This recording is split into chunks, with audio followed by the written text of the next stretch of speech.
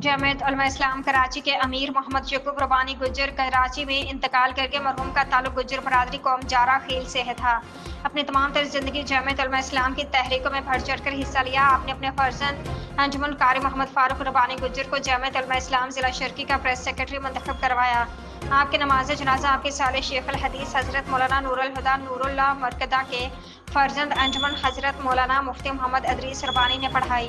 जनाजे में सियासी समाजी लोगों ने शिरकत की। आपको कराची में स्टील मिल के हदूद के अंदर किसान कब्रिस्तान में तदफीन किया गया। इंतकाल पर जमीयत उलमा इस्लाम के मरकजी रहनुमा मौलाना डॉक्टर नसरुद्दीन सवाती, मौलाना अब्दुल हकीम करीम आबिद कायद कराची, कारी मोहम्मद उस्मान जर्नैल अहले सुन्नत हजरत अल्लामा ताज हनफी अला गाजी इस्लाम, मौलाना औरंगजेब फारूकी एमकेएम के deputy convener doctor Farooq Sattar, Jamaat Islami Pakistan के अमीर हाफिज नईम रहमान, वजीर मजहबी अमूर सरदार मोहम्मद यूसुफ ने ताज़ियत की और आपकी सियासी मिली खिदमात को खराज तहसीन पेश किया।